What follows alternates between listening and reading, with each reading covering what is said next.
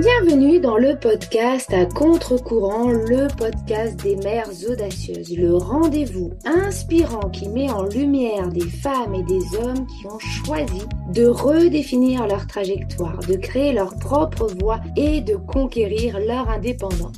Je suis votre hôte, Nathalie Grimaud-Morvillier, et je suis honorée de vous accompagner dans ce voyage extraordinaire. Après plus de 15 ans en tant que salariée dans le domaine du marketing digital et après 4 discriminations à la maternité, j'ai décidé de prendre mon indépendance pour mieux profiter de mes enfants sans renoncer à ma carrière professionnelle. Avec la tribu digitale, j'aide désormais les parents à en faire de même. Dans ce podcast, à chaque épisode, nous vous présenterons des histoires captivantes de mères audacieuses, de pères engagés, mais surtout de parents déterminés qui ont trouvé le courage de se réinventer pour mieux concilier leur vie personnelle et professionnelle. Qu'il s'agisse de maman, de papa ou de famille, notre podcast est un espace où chacun peut trouver une source d'inspiration, de conseils et de perspectives pour embrasser un avenir empreint de flexibilité, d'épanouissement et de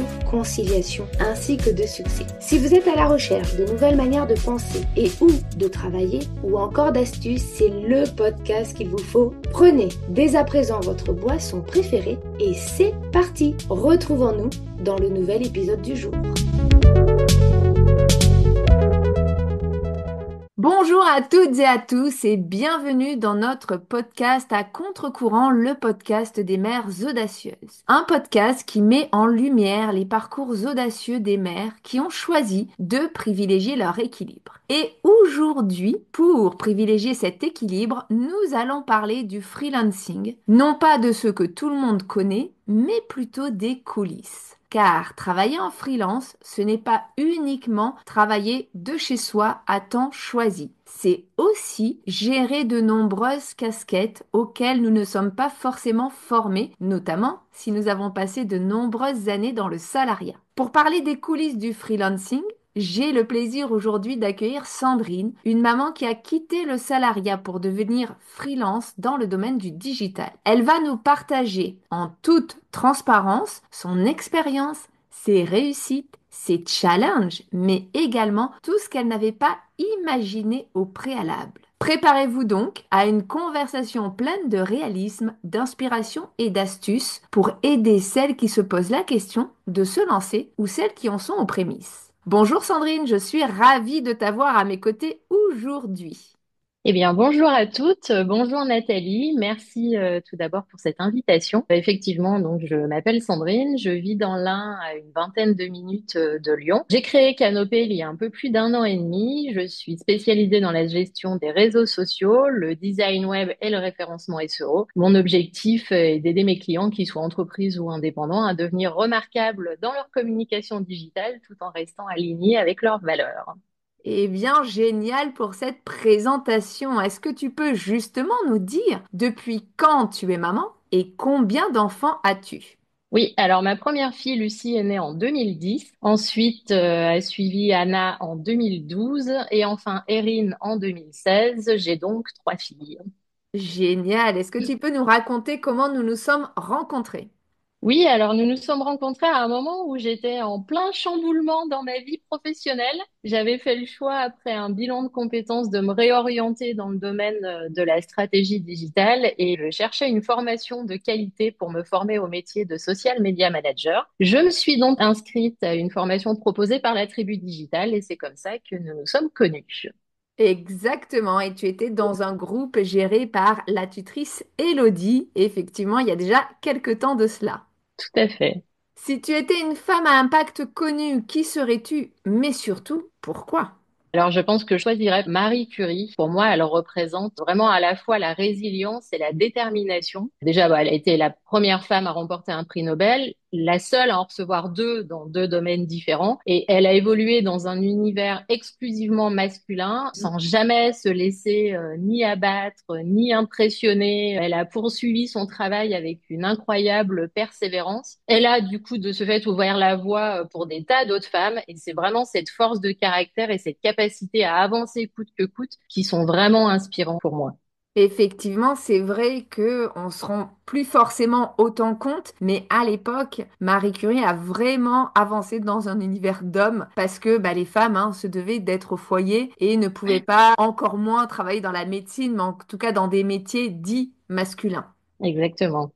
Pour entrer dans le vif du sujet, est-ce que tu peux nous raconter ton parcours avant justement de devenir freelance? Quel était ton métier d'origine? Parce que je sais qu'il est très éloigné de ce que tu fais maintenant.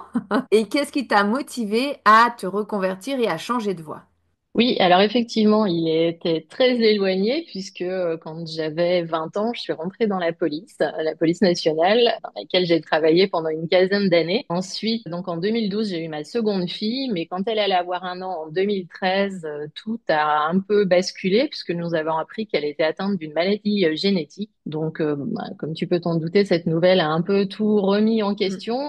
J'ai donc dû arrêter de travailler et prendre un congé parental pour m'occuper donc de mes deux filles. À ce moment-là, j'en avais que deux. Ce congé parental s'est prolongé avec la naissance de ma troisième fille et pour pouvoir continuer à m'occuper d'elle tout en travaillant, j'ai d'abord passé un agrément et je suis devenue assistante maternelle. Mais au Mhm. bout de 2 ans, une opportunité s'est présentée et j'ai décidé de faire un vrai choix professionnel. J'ai réalisé donc un bilan de compétences qui a été une vraie révélation. Il a mis en lumière le côté à la fois entrepreneurial et créatif. Et avec ces éléments, je suis retournée à l'école pour me former donc déjà au métier de web designer, puis ensuite au métier de social media manager. Et j'ai donc ensuite créé ma société Canopée en 2023. Et maintenant, depuis un an et demi, je suis heureuse d'accompagner mes clients à sortir de la jungle d'Internet et des réseaux sociaux. Waouh, donc effectivement, tu as commencé par un métier qui n'avait absolument rien à voir, policière, pour ensuite devenir assistante maternelle, pour ensuite te former au digital de manière globale, puisque web Oui. design, social media manager et consultante en référencement, ce sont différentes compétences qui constituent le vaste secteur du digital.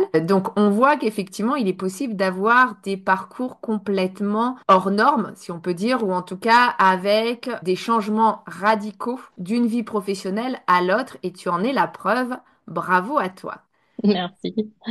Comment tu as organisé ta transition? Donc, tu nous disais que tu as suivi une formation. Est-ce que tu as testé en parallèle? Est-ce que, notamment, entre ton passage d'assistante maternelle à web designer, est-ce que tu as tout arrêté d'un coup? Comment tu t'es organisé en fait? Alors non, j'ai tout arrêté d'un coup pour vraiment me consacrer à ma formation à temps plein. J'ai eu la chance aussi de bénéficier du soutien de Pôle emploi pendant cette période de formation. Et une fois mes formations terminées, j'ai pas hésité à me lancer à 100%. Je suis assez adepte de la théorie de brûler son radeau, qui dit Ah, qu'il faut s'engager pleinement sans laisser de plan de secours et y aller à fond. Donc c'est exactement ce que j'ai fait. J'ai décidé de me lancer à fond avec la certitude que cette démarche était la bonne pour moi, que j'étais alignée avec ces choix-là. Ça peut paraître risqué, mais en même temps, c'est ce qui m'a poussée à me dépasser et à construire solidement mon activité dès le départ. alors justement, en revenant sur la construction de ton activité, quelles ont été les premières étapes concrètes que tu as pu mettre en place pour te lancer, donc une fois la période de formation finalisée? Et puis, est-ce que tu as découvert des surprises ou des défis auxquels tu ne t'attendais pas au début et qu'il a fallu que tu surmontes? Oui, oui, complètement. Alors, une fois toute la période de formation terminée, la première étape a été de me lancer en tant qu'auto-entrepreneur parce que j'avais besoin de facturer rapidement et c'était dans mon cas la solution la plus rapide et la moins coûteuse. Mais ensuite, je me suis retrouvée face à une réalité que je n'avais pas vraiment, même pas du tout anticipée, c'est que chef d'entreprise, c'est pas un métier, c'est une bonne dizaine de métiers que j'ai dû apprendre. Donc, j'ai dû apprendre à faire des devis, des factures, à prospecter, à préparer des rendez-vous clients, à payer mes premières cotisations d'URSSAF. Enfin bref, tout cela, ça ne dépendait que de moi et tout ne reposait que sur moi. Et ça, je l'ai pas vraiment vu venir, effectivement. Et c'est vrai qu'on se rend pas souvent compte de tous les métiers non visibles, ou en tout cas de toutes les tâches non visibles que va faire un chef d'entreprise, notamment comme pour toi, il est en solo, parce que tu le dis bien, Oui, ben, tout repose sur toi, donc si tu ne fais pas, personne ne va le faire à ta place. exactement. Est-ce qu'il y a des aspects du freelancing auxquels tu ne t'attendais pas et que tu aurais aimé connaître avant de te lancer? Oui, précisément ce que je viens d'évoquer, je pense, c'est vraiment ce côté multi-casquette que je n'avais pas du tout, enfin, j'en avais pas mesuré autant l'importance. Pour autant, j'aurais pas fait forcément les choses différemment, mais je m'y serais mieux préparée et je pense que j'aurais mieux réussi à y faire face, même si on ne peut pas tout s'épargner. Voilà, mais j'aurais aimé avoir conscience du fait que derrière, il faut apprendre à jongler avec l'inconnu et s'y adapter. Et oui, effectivement, et surtout, comme tu le dis, avoir une certaine adaptabilité parce que les plannings sont pas toujours forcément les mêmes. Comme on gère tout, on a aussi plus d'imprévus à gérer, que ce soit personnellement ou professionnellement d'ailleurs. Et il faut apprendre effectivement à savoir jongler et adapter son planning au quotidien, revoir ses priorités aussi pour éviter de se faire quelque part avoir par le temps ou Oui. par des missions qu'on n'aurait pas anticipées et on se retrouve un peu le bec dans l'eau à la dernière minute.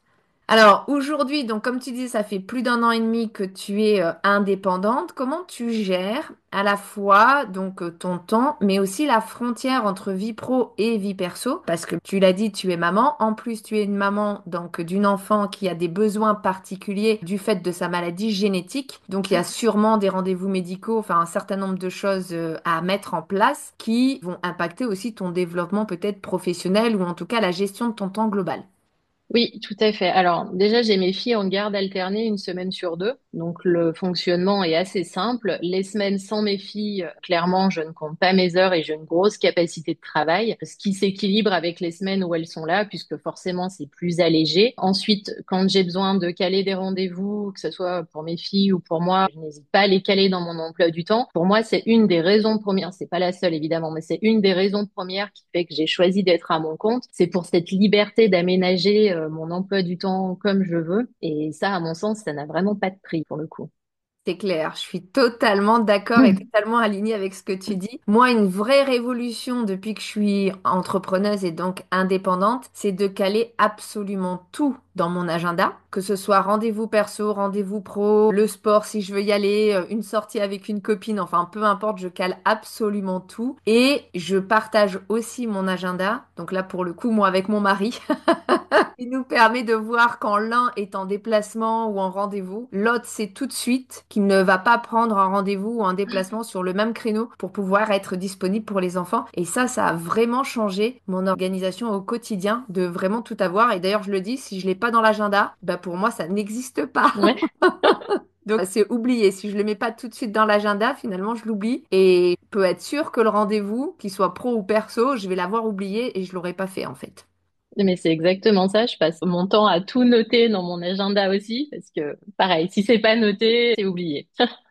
Alors aujourd'hui, quels sont tes plus grands défis pour continuer à te développer en tant que freelance et faire perdurer aussi ton activité? Si tu as rencontré des défis précédemment, comment tu les as surmontés? Et puis comment tu restes accompagné dans la durée ou en tout cas, qu'est-ce que tu mets en place pour ne pas être seul? Parce que on le sait, lancer une activité de chez soi, ça a des avantages, mais ça peut aussi avoir l'inconvénient qu'on peut vite se retrouver seul à tourner en rond, on va dire, dans son intérieur. Et puis avec ton expérience, qu'est-ce que tu ferais aujourd'hui peut-être différemment?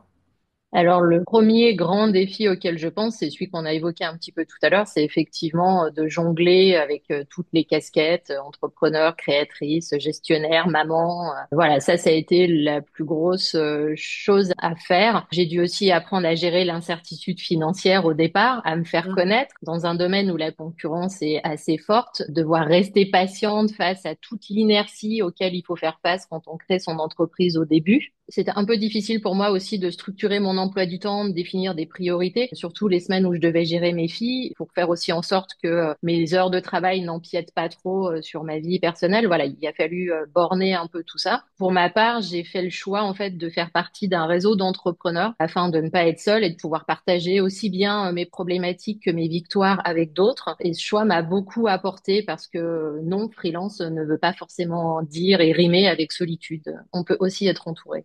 Exactement. Et on peut avoir des collègues différents parce que c'est vrai que souvent, en tout cas, dans les mamans qu'on accompagne à la tribu et qui sortent du salariat, une des questions, c'est, ah oui, mais j'aurai plus de collègues, j'aurai plus personne avec qui échanger sur des problématiques, etc. Si, en fait, on peut se trouver d'autres collègues ou d'autres, on va dire, partenaires d'échange qui ne sont pas forcément des salariés avec lesquels on travaille dans une entreprise, mais qui sont en fait d'autres entrepreneurs avec lesquels, finalement, une discussion peut nous débloquer ou peut nous permettre de trouver une solution à laquelle on n'avait pas forcément envisagé parce qu'on était nous-mêmes la tête dans le guidon, tout simplement.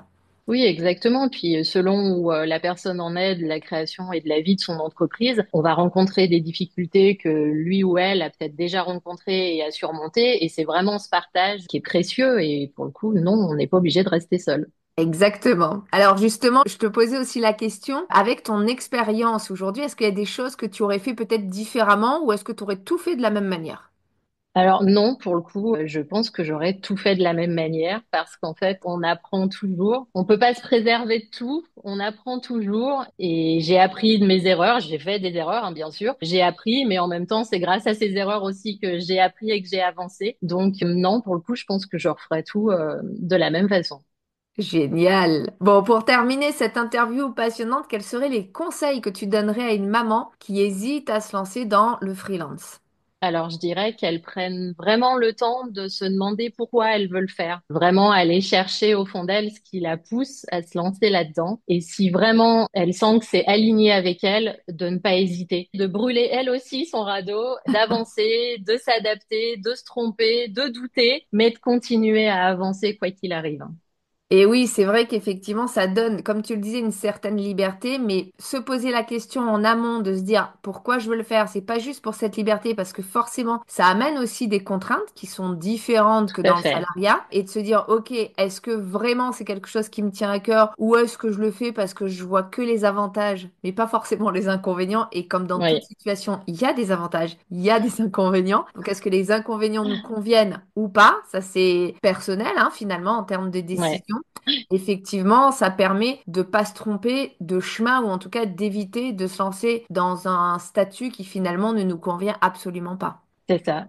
Pour terminer donc cette interview, quelle serait ou quelle est plutôt ta plus grande fierté depuis que tu es freelance?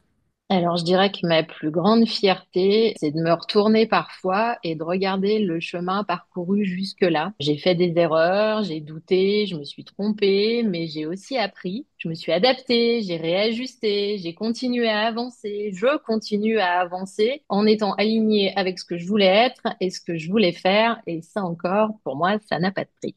Waouh, eh ben merci beaucoup en tout cas pour ton témoignage Merci. riche et inspirant. Merci beaucoup. En tout cas, ce que je retiens aujourd'hui, c'est que le freelancing, ça rime bien sûr avec liberté, mais aussi avec responsabilité. Il y a forcément des moments de doute, de défis à surmonter, mais c'est aussi une incroyable fierté de construire une activité qui nous ressemble. Pour celles qui envisagent de faire le grand saut, souvenez-vous des conseils de Sandrine. Prenez le temps de vous former, de vous informer, de penser aussi pourquoi c'est important pour vous, et puis de vous entourer et surtout de croire en vos capacités de réussite même si vous partez de zéro. Si cet épisode vous a plu, n'oubliez pas de donner de la force à ce dernier en le likant, le commentant ou même en le partageant à une personne qui en aurait besoin. En attendant notre prochain épisode, je vous souhaite à toutes et à tous une très belle journée, après-midi ou soirée et surtout, prenez soin de vous.